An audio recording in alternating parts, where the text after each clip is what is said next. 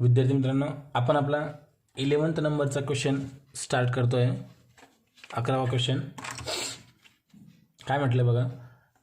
Generalized the following transactions in the books of Sridevi medical store for August 2019.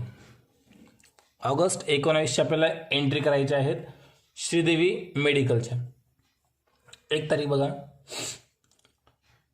याच्या अगोदर मागच्या क्वेश्चनमध्ये जे पहिलं ट्रान्झॅक्शन होतं त्यात तुम्हाला मी समजवलं होतं की जे पैसे जी ॲसेट्स स्वतःची आहे तीच कॅपिटल म्हणून आपल्याला नोंद करायची असते. जर कोणाकडनं आपण कर्ज घेतलेलं असेल तर ते आपलं कॅपिटल होत नाही, पण कॅश आपल्याकडे येते, पण ते कॅपिटलमध्ये कन्सिडर न करता क्रेडिट साईडला लोन म्हणून आपल्याला दाखवायचं असतं. तर मागच्या उदाहरणात जसं आपण घेतलं होतं सेम तसं या उदाहरणात पण आहे. बघू आपण.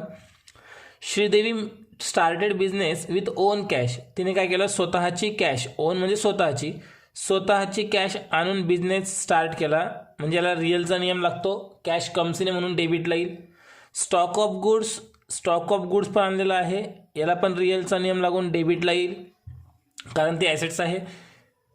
And machinery worth ₹70,000. मशिनरी पण आणली 70,000ची, रिअल अकाउंट्सचाच नियम लागेल, डेबिटला येईल.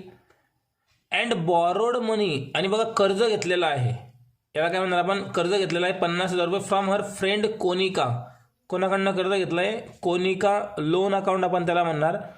आणि इथे कोनिकाला पर्सनल अकाउंटचा नियम लागेल, ती गिवर आहे, त्याला आपण करून टाकू क्रेडिट. कोनिका लोनला काय होऊन जाईल, क्रेडिट. आणि किती पैसे आणलेत, ₹50,000. पुढे म्हटलं आहे ॲट 12% पर ॲनम.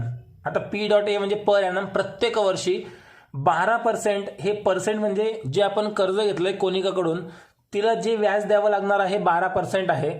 म्हणजे हा 12% एका वर्षाचा इंटरेस्टचा रेट आहे. आता आपण फक्त कर्ज घेतोय तर आत्ता लगेच इंटरेस्ट देण्याची गरज नाही, म्हणून हे 12%ला आता इग्नोर करा. जर याविषयी काही म्हटलं असेल पुढे तर विचार करायचा, अदरवाईज हे कन्सिडर करू नका. फक्त एवढं म्हटलं की 50,000 कर्ज आपण 12% व्याजाने घेतलेलं आहे. आता बघा काय होतंय, डेबिटला काय काय घेणार आपण, कॅशला डेबिट होऊन जाईल, स्टॉक ऑफ गुड्सला डेबिट होऊन जाईल, त्यानंतर मशिनरीला पण डेबिट होऊन जाईल. ठीक आहे. क्रेडिट कोणाला करणार, कॅपिटलला क्रेडिट करणार. प्लस हे जे ₹50,000 लोन घेतलेले आहेत कॅपिटलमध्ये नाही येणार, तर क्रेडिट साईडला कोनिका लोन म्हणून घ्यावं लागेल. आणि ही जी डेबिटला आपण कॅश 90 घेतलेली आहे त्या 90मध्ये हे 50,000 आपल्याला ॲड करावे लागतील. म्हणजे पहिली एंट्री काय होऊन जाईल, cash account debit 90 + 50 1,40,000. Stock of goods account debit 40,000. Machinery account debit 70,000. To कॅपिटलमध्ये फक्त ह्या अमाऊंट येतील 90 आणि 40, 31 आणि 70 2 लाख. आणि टू कोनिका लोन 50,000. या प्रकारे आपल्याला एंट्री पहिली करावी लागेल. पहिली एंट्री तुमच्या लक्षात आली असेल, दाखवून देतो करून लगेच. बघा मित्रांनो, इथे एंट्री आपण काय करणार, सगळ्यात पहिले कॅश अकाउंट कम्स इन आहे, कॅश अकाउंटला आपण डेबिट करू. आता बघा कॅश अकाउंट स्वतःची किती आणि लोनची किती. स्वतःची आहे 90,000 आणि लोन घेतलेली आहे 50,000. तर एकूण आपल्याकडे कॅश कम्स इन आहे 140. याच्यामधून कॅपिटलची फक्त कोणती आहे, स्वतःची 90,000. त्यानंतर stock of goods account debit, stock of goods account debit, stock आणलेला आहे 40,000चा. नंतर पुन्हा machinery account debit,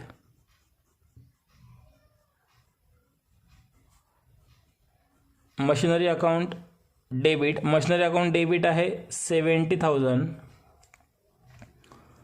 to capital account. आता बघा कॅपिटल अकाउंटला कोणती अमाऊंट येणार आहे, कॅशमधली 90,000, स्टॉक ऑफ गुड्सची 40,000 आणि मशिनरीची 70,000. अशी टोटल कॅश होऊन जाईल 2 लाख रुपये.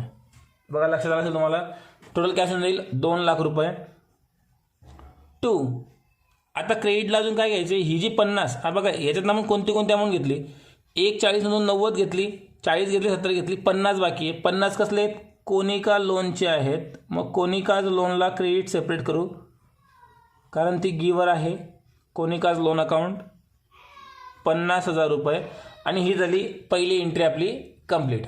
बाकी एंट्रीज सिंपल आहेत. बाकी एंट्रीज नंतर समजावून सांगतो, एक सोबत लिहून देईल. आता फक्त ही एंट्री कठीण होती, थोडीशी समजून घेण्यासारखी होती. ही एंट्री एक करून दाखवली. बाकी एंट्रीज पूर्ण क्वेश्चन समजून देईल आणि बाकी एंट्रीज तुम्हाला शेवटी दाखवून देईल. नॅरेशन याचं येईल, being started business with cash stock machinery and loan. आणि ही झाली पहिली एंट्री कंप्लीट. ठीक आहे. आता नेक्स्ट ट्रान्झॅक्शन बघू. 4th डेट आहे. Bought goods worth ₹50,000 from Madhuri @10% trade discount. माधुरीकडनं आपण माल खरेदी केला तर आपण त्याला गुड्स जर खरेदी केला असेल तर आपण त्याला म्हणतो परचेस आणि परचेसला होऊन जाईल डेबिट. माधुरीकडून खरेदी केलं आहे, माधुरीचं नाव आलं आहे, माधुरी गिवर आहे, माधुरीला होऊन जाईल क्रेडिट. मग entry will purchase account debit to Madhuri account. पण 50,000 न घेता 50,000मधून हे ट्रेड डिस्काउंट काय करायचे आहेत, लेस करायचे, त्याची नोंद नाही होणार. मग 50,000वर 10% जर काढले आपण तर बघा 1 कमी करून 5,000 रुपये येतात. ट्रेड डिस्काउंट 50,000वर 10%. मग 50,000मधून 10% जर लेस केले तर 5,000 रुपये लेस होतील. टोटल अमाऊंट बॅलन्स आपल्याकडे उरेल 45,000. तर 45,000ची नोंद होईल ह्या ट्रान्झॅक्शनची. ठीक आहे. 6 तारीख. Return goods worth ₹450 to Madhuri for not being as per sample. आपण 450चा माल माधुरीला परत करून टाकला, कारण तिने जो सॅम्पल म्हणून माल पाठवला होता त्या प्रकारे हा माल नाही आला, त्या बेसवर हा माल नव्हता, वेगळा माल आला, म्हणून आपण 450 रुपयांचा माल परत करून टाकला. मग इथे आपण काय करतोय, माल परत करतोय. रिटर्न गुड्स आपण माल परत करतोय, तर कोणता माल परत करणार, खरेदी केलेला, म्हणजे परचेस रिटर्न अकाउंट, आणि त्याला आपण करू क्रेडिट. आता इथे माधुरी रिसिव्हर होऊन जाईल, माधुरीला होऊन जाईल डेबिट. म्हणजे एंट्री होईल Madhuri account debit to purchase return account. Purchase रिटर्नला दुसरा नाव आहे रिटर्न आउटवर्ड. जसं मागच्या क्वेश्चनला तुम्हाला समजलं होतं, सेम या क्वेश्चनमध्ये पण. नेक्स्ट. Sold goods worth ₹80,000. 80,000 रुपयांचा माल आपण विकला टू किरण. कोणाला विकला आपण, किरणला विकला.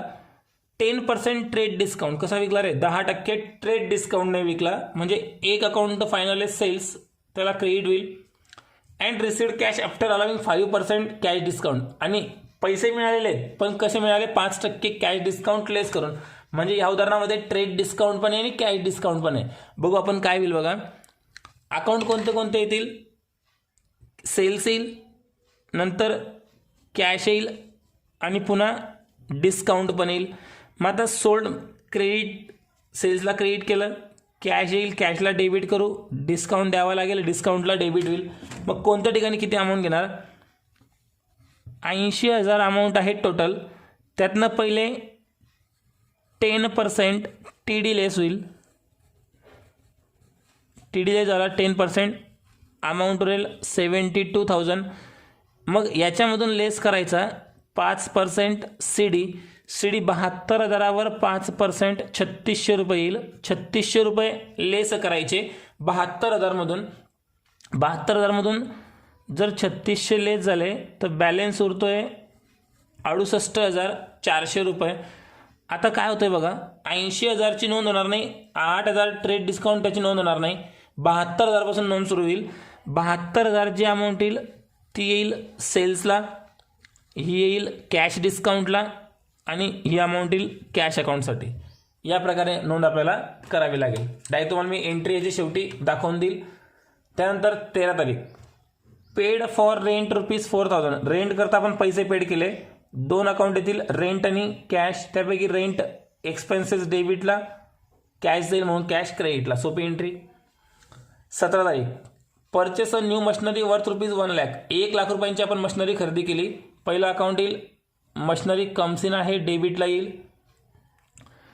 From Bajaj limited at 28% GST. GSTची पण नोंद होईल, डेबिटला येईल GST. And amount paid by debit card. Debit कार्डने अमाऊंट पेड केलं म्हणजे इथे बँक होऊन जाईल गिवर, बँकेला करू आपण क्रेडिट. नोंद होईल machinery account debit, input CGST, input SGST account debit to bank account. Paid for salary. जसं रेंट पेड केलं तसं सॅलरी पेड करा. सॅलरी एक्सपेन्सेस म्हणून डेबिटला, कॅश जाईल म्हणून कॅश क्रेडिटला. 27 तारीख. Purchase 4 computers of ₹1,20,000. आपण 4 कम्प्युटर खरेदी केले. कम्प्युटर आपलं कमसिन आहे, डेबिटला येईल. 1,20,000चे खरेदी केले. 18% जीएसटीला पण डेबिट होईल. And amount paid by debit card. आणि अमाऊंट कशी पेड करतोय आपण? डेबिट कार्डने पेड करतोय. म्हणजे इथे बँक होऊन जाईल गिवर. बँक होऊन जाईल गिवर. 31 तारीख.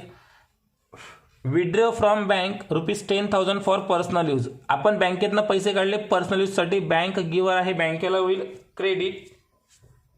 आणि पर्सनल यूज काढतोय, पर्सनल यूजसाठी काढतोय म्हणून ड्रॉइंगला करू आपण डेबिट.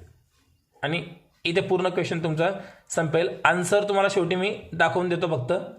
ठीक आहे. बघा विद्यार्थी मित्रांनो, आन्सर तुमच्या समोर आहे. इथे मी 13 तारखेपर्यंत इथे सॉल्व केलेलं आहे. 17 तारीख मी इथे लिहिली होती, पण नंतर लक्षात आलं की ती एंट्री मोठी आहे म्हणून मी जागा ब्लँक सोडली. तुम्ही इथपर्यंत स्क्रीनशॉट काढून घ्या अगोदर. आणि त्यानंतर बघा मग या साईडला मी ती एंट्री केली 17 तारखेची, कारण एंट्री मोठी होती तिकडे मावली नसती. या पेजवर केली आणि इथपर्यंत पूर्ण आन्सर तुमचं इथे कंप्लीट झालेलं आहे. स्क्रीनशॉट हा पण काढून घ्या. तुम्हाला हे जे आन्सर आहे हे मी ग्रुपवर फोटो काढून पण सेंड करून देईल, म्हणजे तुम्हाला पूर्ण व्यवस्थित आन्सर हे लिहिता येईल. ओके.